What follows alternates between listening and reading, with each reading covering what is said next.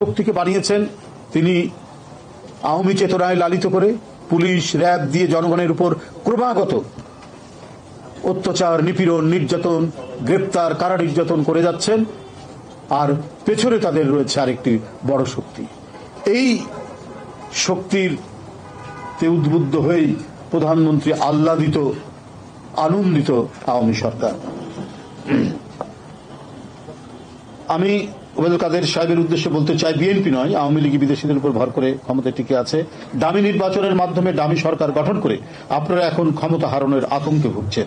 জনগণ থেকে প্রত্যাখ্যাত হয়ে এখন আপনারা ষড়যন্ত্র তত্ত্ব খুঁজছেন।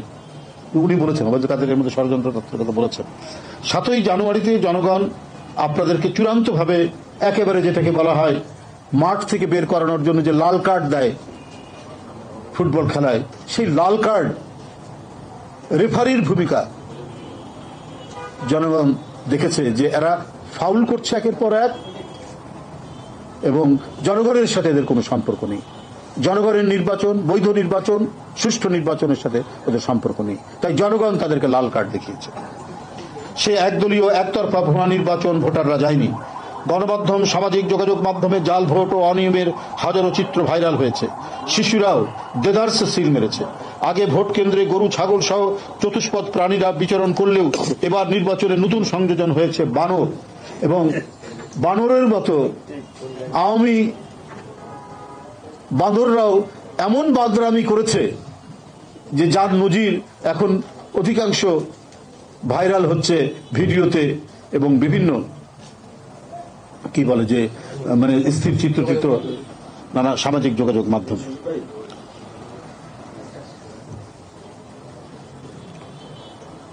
আওয়ামী লীগের পরাজিত দলীয় প্রার্থীরাও সেই নির্বাচনকে প্রহসন ও তামাশার নির্বাচন বলে অভিহিত করেছে। এই প্রশ্নবদ্ধ নির্বাচনে দেশে বিদেশে কোথাও গ্রহণযোগ্যতা পায়নি। জাতিসংঘ, আন্তর্জাতিক সংস্থা এবং বাংলাদেশের উন্নয়ন অংশীদারি দেশগুলো তামাশার নির্বাচন বাতিল করে নতুনভাবে নির্বাচন আয়োজনের দাবি জানিয়েছে। গুম, খুন, সাজানো মিথ্যা মামলা দিয়ে বিএনপি সহ বিরোধী দলের নেতাকর্মীদের গ্রেপ্তার ও নির্যাতন চালিয়ে হাজার হাজার নেতাকর্মীকে কারাগারে ঢুকিয়ে একতরফা নির্বাচন আয়োজন করলেও জনগণ বিএনপির আহ্বানে সাড়া দিয়ে ভুয়া ভোট বর্জন করেছে। নির্বাচনের পর কৃত্রিম আনন্দ ফুর্তিতে মেতে থাকার চেষ্টা করলেও আপনাদের মনে শান্তি নেই। প্রতিনিয়ত ক্ষমতার ভয় তাড়া করছে আপনাদের। কারণ সহিংসতা ও বিরোধী নেতাকর্মীদের দমনের মধ্যে দিয়ে একতরফা নির্বাচন করলেও আন্তর্জাতিক সম্প্রদায় বলছে এই নির্বাচনের মাধ্যমে জনগণের অধিকার ক্ষুণ্ণ করা হয়েছে। সুপ্রিয় সাংবাদিক বন্ধুরা, 7ই জানুয়ারি দেশি বিদেশি লোক দেখানো, একদলীয় পাতানো ডামি নির্বাচন এবং 4 দিনের মধ্যে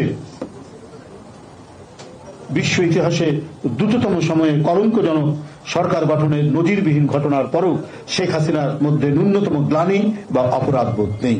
যারা একের পর এক অপরাধ করেন তাদের সামনে অপরাধের কথা বললে বা এর জন্য যে তাদের মধ্যে একটা গ্লানি তৈরি হবে, কোন বোধ তৈরি হবে, সেটা তো স্বাভাবিক ব্যাপার, তো কখনোই হবে না।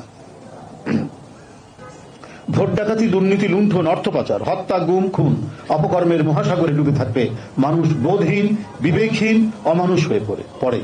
এখন অবৈধ সরকারের প্রধানমন্ত্রী টুঙ্গিপাড়ায় বসে দেশবাসীর সাথে সস্তা রসিকতা করছেন, বিএনপির শীর্ষ নেতাদের হুমকি দিচ্ছেন, ফুরফুরে মিজাজি ঢঙে পেয়ারা হিন্দুস্তান হিন্দি গান শোনাচ্ছেন। আমরা তো মানে কালকে উনি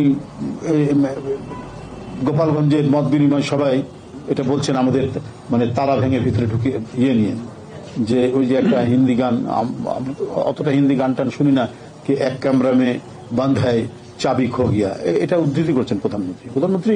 হিন্দি গানের প্রতি খুব অনুরাগ, উনার মন তো সবসময় দিল হ্যায় হিন্দুস্তানি এই হয়েই আছে। হ্যাঁ, তো সুতরাং এই দিল হ্যায় হিন্দুস্তানির কারণে সবসময় মানে হিন্দি গানের কলি উনার মুখ দিয়ে বেরিয়েছে। তারপরে উনি একটা রবীন্দ্রসঙ্গীতের কলিও বলেছেন, ভেঙে মোর ঘরের চাবি।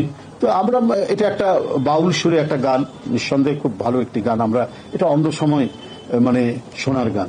কিন্তু আমরা যে বোধ উদ্বুদ্ধ হয়ে একটি অন্যায়, বাংলাদেশের বৃহত্তম একটি রাজনৈতিক দলের অফিস, পুলিশ প্রশাসন যেভাবে বন্ধ করে দিয়ে ক্রাইম সিন লাগিয়ে এখানে অবরুদ্ধ করে রেখেছিল, আপনারা গণমাধ্যমের যারা সাংবাদিকরা রয়েছেন, বরেণ্য সাংবাদিকরা, আপনারা সেই ছবি, হ্যাঁ, আপনারাও জানেন যে কিভাবে লাল ফিতা দিয়ে রাস্তায় পুলিশ ব্যারিকেড করে রেখেছিল। সেইটা আজকে প্রচন্ড দমন পীড়নের মধ্যে দিয়ে তারা একতরফা নির্বাচন করেছে। এরপরে এই পরিস্থিতিতে আমরা রবীন্দ্রনাথের ওই গান দ্বারা উদ্বুদ্ধ হয়েছি, বাঁধ ভেঙে দাও, বাঁধ ভেঙে দাও, এই গান দ্বারা উদ্বুদ্ধ এটা ভাঙতে এসছি। আর জাতীয় কবির কারার ওই লৌহ কপাট ভেঙে ফেল করে লোপাট, এই দুই মহাকবির, বিখ্যাত কবির এই দুইটি গান আমাদেরকে উদ্বুদ্ধ করেছে এই স্বৈরাচারী সরকারের তালা ভাঙতে।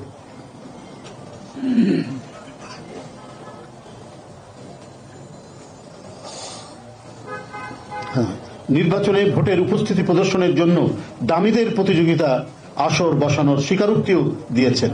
টুঙ্গিপাড়া মত বিনিময় সভায় শেখ হাসিনার বক্তৃতা শুনে আমি হাসবো না কাঁদবো, আমার একটু হতবাকি হয়েছি। বন্ধুরা, শেখ হাসিনা এখন তার অস্তিত্ব আধিপত্যবাদী শক্তির কাছে বিলীন করে দিয়েছেন। অন্য দেশের সরাসরি মদদে জনগণের ভোটাধিকার গলা টিপে হত্যা করে ইলেকশন ক্রাইম করেছে আওয়ামী লীগ। তারা এখন তাদের পক্ষে কোনো দেশ নেই সেই হিসেব নিয়ে প্রহর পার করছে। কোন দেশ তাদের সাথে নেই সেই হিসেব নিয়ে তারা প্রহর পার করছে। গণবিচ্ছিন্ন স্বৈরাচার শেখ হাসিনা বুঝে গেছেন গণতান্ত্রিক বিশ্ব এবং দেশের সমস্ত জনগণ তার বিপক্ষে। এখন তার নিরাপদ প্রস্থানের পথ অতি সংকুচিত হয়ে গেছে। সুতরাং এখন তার ভরসা এক নায়কতান্ত্রিক কয়েকটি দেশ এবং আধিপত্যবাদী শক্তির নতজানু অবলম্বন করেছে। তবে এভাবে টিকে থাকতে পারবে না। জনগণের আন্দোলনে সরকার পতন হবে এবং তত্ত্বাবধায়ক সরকারের অধীনেই নির্বাচন দিতে হবেই। অবাধ সুষ্ঠু নির্বাচনের জন্য তত্ত্বাবধায়ক সরকারের কোনো বিকল্প নেই।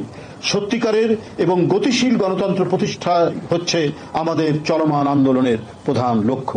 আপনাদের সকলকে ধন্যবাদ। বন্ধুরা আমার, নারায়ণগঞ্জ জেলাধীন ২৫০০ থানার অন্তর্গত সাতগ্রাম ইউনিয়ন বিএনপি নেতা মহিউদ্দিন মোল্লার রসুলপুর গ্রামস্থ নিজ বাড়িতে গতরাতে আগুন দিয়ে পুড়িয়ে দিয়েছে স্থানীয় আওয়ামী সন্ত্রাসীরা। সিরাজগঞ্জ জেলা যুবদলের সভাপতি মির্জা আব্দুল জব্বার বাবুকে না পেয়ে তার নাবালক ছেলের উপর গতকাল আওয়ামী লীগের সন্ত্রাসীরা হামলা চালিয়ে তাকে মারধর করে মারাত্মকভাবে আহত করে। মৌলভীবাজার জেলাধীন শ্রীমঙ্গল উপজেলা বিএনপির সভাপতি মোহাম্মদ নুরুল আলম সিদ্দিকী ও সাধারণ সম্পাদক মোহাম্মদ তাজউদ্দিন তাজু সহ বেশ কয়েকজন নেতাকর্মীদের বাড়িতে একতরফা নির্বাচনের পরবর্তীতেও পুলিশ তাদেরকে গ্রেপ্তারের উদ্দেশ্যে দিনে রাতে হানা দিচ্ছে। তাদেরকে বাড়িতে না পেয়ে পরিবারের সদস্যদের হুমকি ধামকি দিচ্ছে। বন্ধুরা আমার, এই হচ্ছে আমাদের আপনাদের কাছে মামলার এই বর্ণনা। আপনাদের সকলকে ধন্যবাদ জানাচ্ছি। আপনারা আজকে যথাসময়ে এখানে উপস্থিত হয়েছেন। আপনাদেরকে আবারও কৃতজ্ঞতা জানিয়ে আমি আমার বক্তব্য এখানে শেষ করছি। সকলকে ধন্যবাদ।